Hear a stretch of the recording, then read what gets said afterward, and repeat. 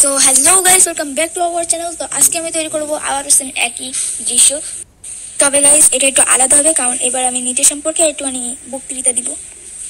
মানে তোমরা বুঝতে পারতেছো যে আমি বক্তৃতা দিতে এক্সপার্ট না, আমি বক্তৃতা দিতে এক্সপার্ট নয়। তবে আমি নিজের সম্পর্কে এবার থেকে একটু ভিডিও দেওয়ার চেষ্টা করতেছি। যদি তোমাদের ভালো লাগে তাহলে বলবা, আর যদি খারাপ লাগে তাহলেও বলবা। সো গাইস, এই ভিডিওটা আমি যখন বানাচ্ছিলাম ওই সময় আমার ফ্রেন্ডরা এসে যা বলে, তাসিন আয় আমরা সবাই বাইরে ঘুরতে যাই। হ্যাঁ, আমরা সবাই মিলে বাইরে একটু ঘুরবো, কথা বলবো। চল চল তাসিন। আমি এখন একটু ব্যস্ত আছি, পরে আসবো, গুড বাই। সো গাইস, আমি এই কথাটা বলে ওদেরকে আউট করে দিছি। তবে গাইস একটা কথা হচ্ছে যে ওরা লুকিয়ে লুকিয়ে আমার ভিডিও বানাতে দেখছে। সো গাইস, তোমরা যখন আমার ভিডিওটা দেখছো তখন তোমাদের পাশেটা কোথায়? নিশ্চয়ই সোফার পারে, না হয় কোনো মাদুরের পারে, বা কোনো খাটের পারে, বা চেয়ারের পারে, বা অন্য কোথাও। কিন্তু আমার পাশেটা থাকে সবসময় চেয়ারে পারে, আর তা না হলে খাটের পারে।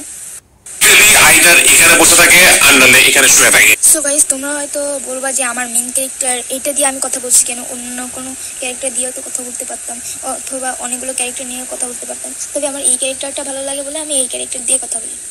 সো গাইস, তোমাদের জন্য একটা সারপ্রাইজ আছে। আমার র্যাঙ্ক ডায়মন্ড ডাকে উঠে যাচ্ছে, মানে বের হচ্ছে ডায়মন্ড ডাকে। সো আশা করি আমি ডায়মন্ড ডাকে উঠে যাব, আর মাত্র 6টা ম্যাচ জিতলেই আমি ডায়মন্ড ডাকে উঠে যাব। সো গাইস, আমি জানি না যে আমার ভিডিওটা কেমন হবে, তাও আমি ভিডিওটা ছাড়বো। তো তোমরা একটু মানিয়ে বসিয়ে নিবে, যদি কোনো ভুল হয় তাহলে আমাকে দেখিয়ে দিবে যে এইটা এইভাবে করতে হবে, ঠিক আছে?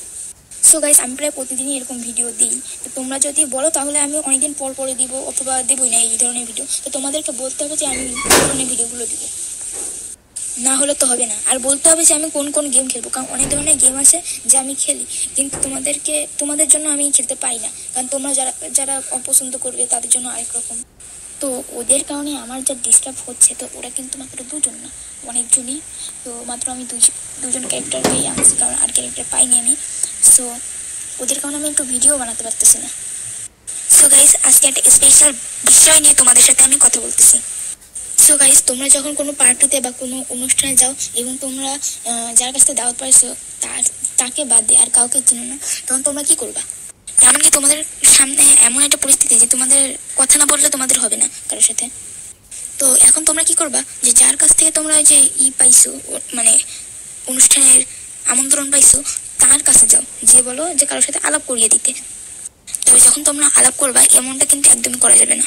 হ্যাঁ বন্ধু, আসো আমার বুঝতে আসো। সো গাইস, এমন কিন্তু করাই যাবে না একদমই। তো তোমাদেরকে আমি বলতেছি কি করতে হবে। তো তোমরা এমন কিছু কিছু কথা বলবা যেটা অন্যজন বলে একটা কথা তোমার দিকে ছুড়ে দিতে পারে, এবং তুমিও সেটা ক্যাচ ধরে আবার ওনাকে ছুড়ে দিবে। সো কথাটি হচ্ছে, মনে করো গেলে তুমি বললে হাই, উনি বললো হ্যালো, এই পর্যন্ত কিন্তু আর কোনো কথা হয় না, কারণ এরপর কিন্তু আরো কিছু নেই। তো তোমাদেরকে কি করতে হবে, আপনি কোথায় থাকেন, কি করেন, এরকম করতে করতে উনি যা পছন্দ করেন বা ওনার কোনো কিছু ধরে একটা কথা নিয়ে আসবেন। মনে করেন উনি থেকে উত্তরা, তাই তুমি কবা যে আঙ্কেল আমিও উত্তরায় যাবো, এমন একটাই। একটু উনিও বলবে কেন, এইভাবে নিয়ে কথা বলতে বলতে বলতে বলতে বলতে বলতে তুমি কথা বলতে পারবা। তো তোমাকে এইভাবেই তার সাথে কথা বলতে হবে। তো আগে আমিও কথা বলতে পারতাম না, এখন কথা বলা আস্তে আস্তে শিখতেছি।